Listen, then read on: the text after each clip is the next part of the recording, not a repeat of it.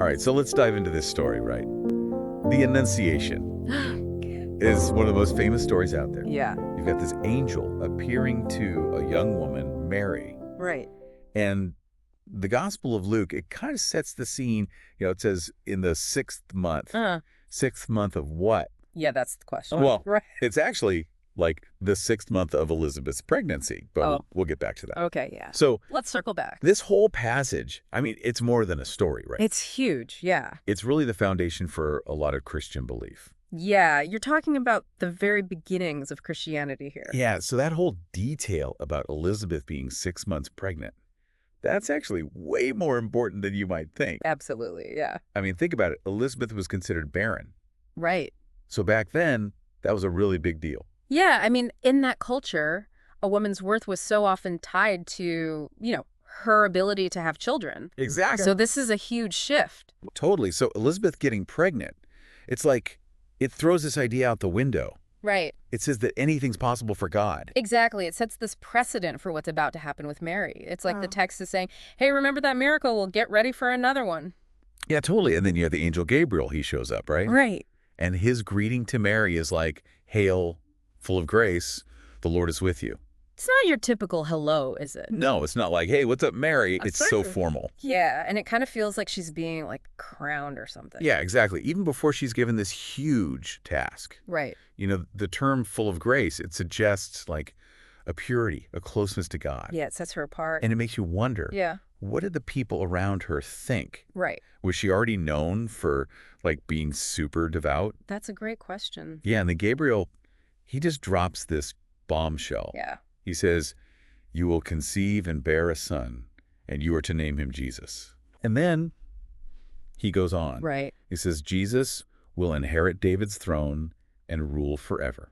Yeah, that's a lot to process. I know. If I were Mary, I think I would just be speechless. I mean, think about it, right? At that time, people had been waiting for centuries Yeah. for a Messiah who was descended from King David. Yeah, it's not just about one baby. No, it's about fulfilling this huge, long-held hope for the entire nation. Right. So it's a massive prophecy. Totally. And then Mary's response is so interesting. Yeah. She asks, how can this be, since I am a virgin? It's such a human response, isn't it? It is. It makes me think, is she doubting? Right. Is she just curious? Or is she challenging the angel? Yeah. Is she kind of pushing back a little bit? It's hard to say for sure. It is, but I think it shows that she needs to understand. It's Absolutely. not necessarily doubt, Right. but it's a desire to reconcile what she's being told with her own reality. Exactly. And yeah. then this gives Gabriel a chance to clarify. Right. He says, the Holy Spirit will come upon you, and the power of the Most High will overshadow you. Okay. Therefore, the child to be born will be called Holy,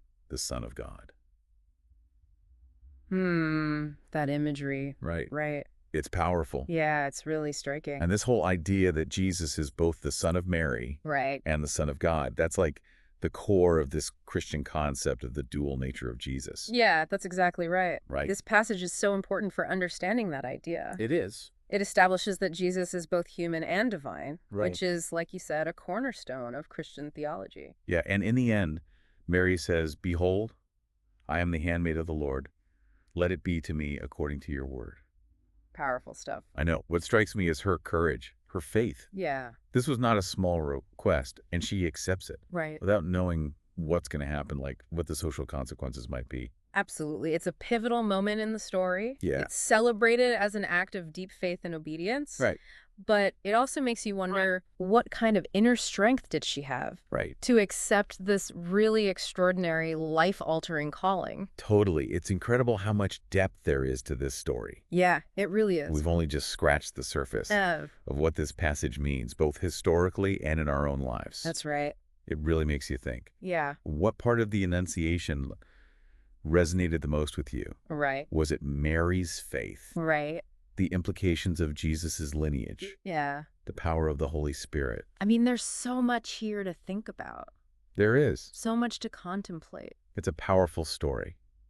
Yeah, absolutely. It's one that, continues to inspire people today. That's right. So I think that's a good place to end our deep dive for today. Okay, yeah, that sounds good.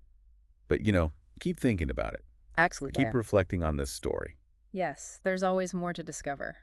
There is. Yeah, that's the beauty of it. Absolutely. It's a story that keeps giving. It does. So thanks for joining us. Thanks for having me. And until next time, keep diving deep. Keep searching, keep exploring. Yeah. Yeah. All right, take care. You too.